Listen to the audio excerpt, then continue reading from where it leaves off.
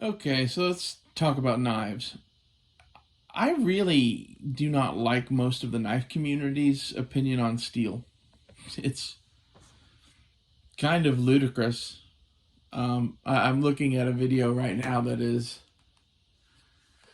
from Gideon's Tactical. It says the design is perfect, so why does it have outdated steel? Okay, so I'm from the world of like carbon steel, and I think that all of the stainless steels pretty much suck. You can get modern fancy shit. I have modern fancy shit. Like this buck is S30V. I think this thing is 154 cm.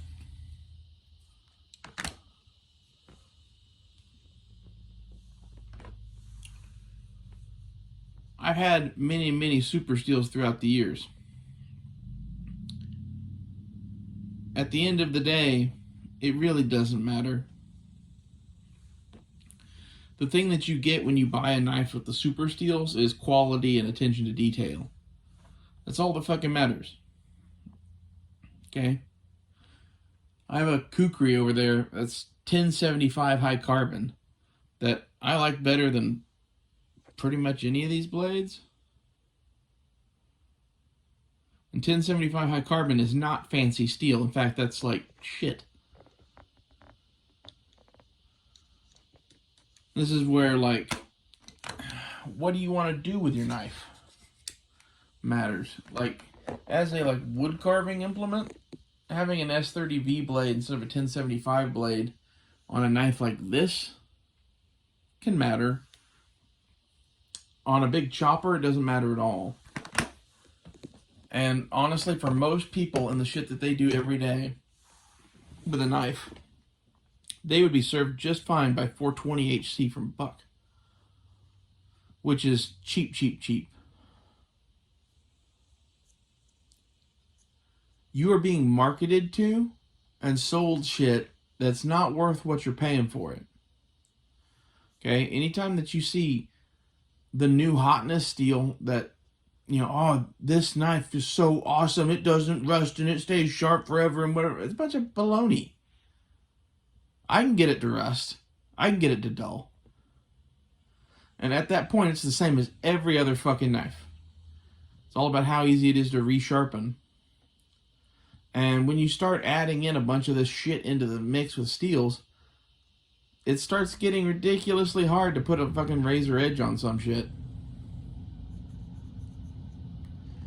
Whereas opposed to that 1075 high carbon blade, I can touch with a diamond stone twice and it's a razor. You know, maybe this is where, I don't know, maybe I'm just better at sharpening than most people, but I don't think so. I think I'm just not afraid to fuck up my knives. And like that's the thing you should get is sharpening a blade will fuck it up according to most people if you do it right. Something like this buck where you have a hollow grind and then a secondary bevel, it's easier to not fuck up. When I sharpen this knife, that little edge there will start looking swirled on the edge. But the rest of it will be just fine. So it depends on where you're sharpening the knife, because like I have stuff that's, you know, Scandi ground, for example. Let's see. A Scandi grind really looks like shit when you sharpen it, because it has that gigantic bevel on it. Like that whole edge there that you're seeing, that's what you sharpen. So, you know, something like this, I don't sharpen. I don't use. It's more or less just a collectible. Kind of like this thing, to be honest.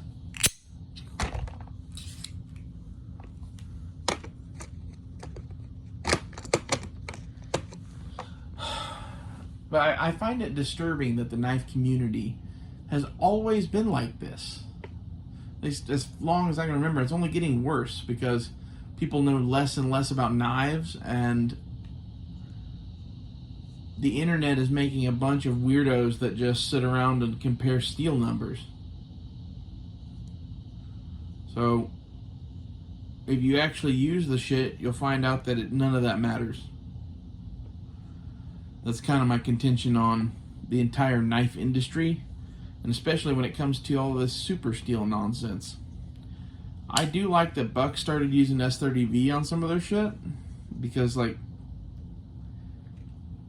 I don't know, it's been out so long that if you can get it cheap, why not get, you know, a super steel on a fucking pocket knife? But I don't see any reason to go beyond that. And you're like, but this one's in Magna Cut. Just to pick on Magna Cut. Who cares? S30V holds an edge for fucking forever. Basically doesn't rust. Okay? And if you're used to old school pocket knives, none of that even matters. And that's kind of where I'm coming from, is that, like, I've always liked old school pocket knives that had carbon steel blades and you had to take care of them.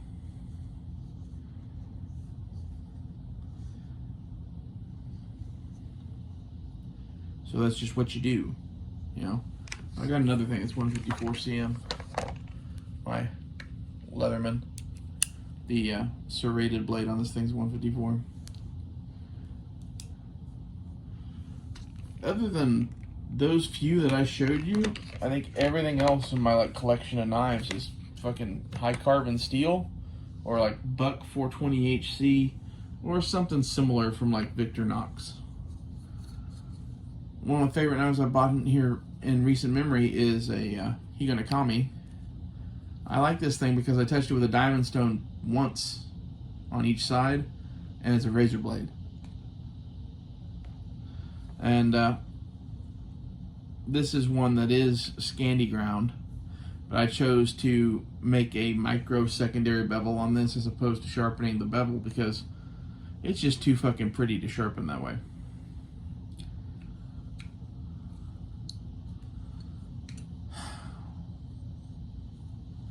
Forget now what he said that set me off. So why does it have an outdated steel? That's just... the concept of it having an outdated steel to me is just foreign and ridiculous. And I know that, like, that dude would probably refer to S30V on his knife being an outdated steel now, because he's looking for Magna Cut or M390 or whatever.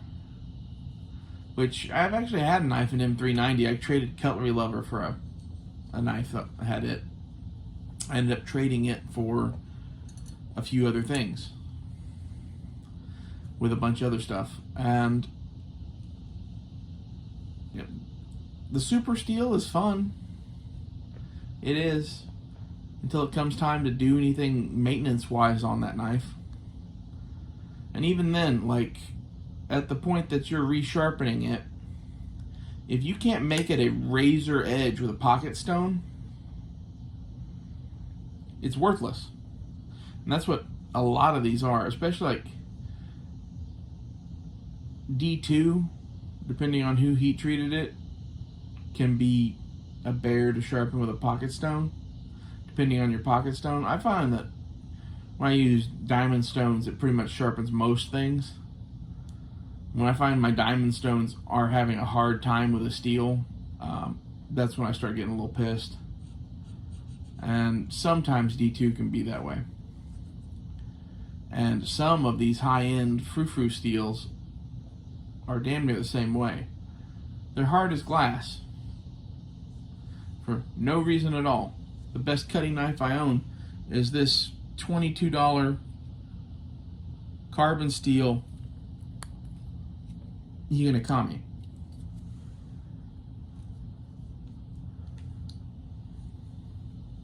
Yeah, maybe that's my failing, is comparing like all these super steels and stainless steels and tool steels to carbon.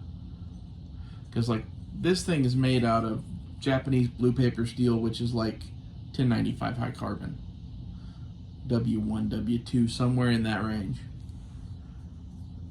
It's nothing fancy. Everyone thinks the Japanese blue paper steel is something miraculous, and it's not. It's just good carbon steel.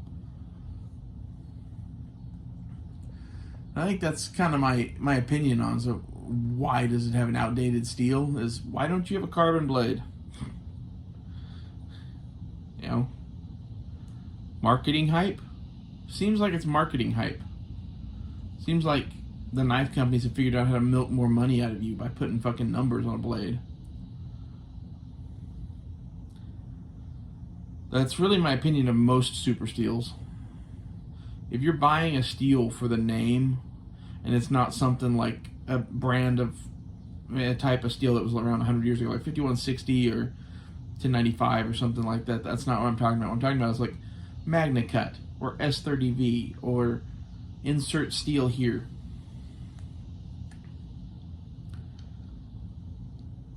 You don't need it. In fact, for real use, I would say it's a detriment.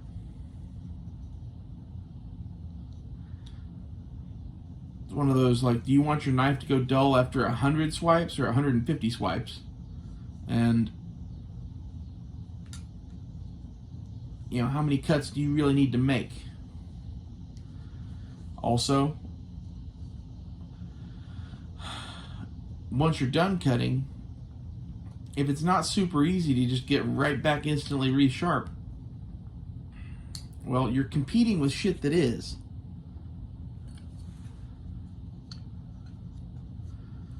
I don't know, maybe this is just my like half-assed fucking opinion on fucking steels, but like I see this all the time and it annoys me. So, quit overpaying for steel. Carbon steel gang gang. See you guys later.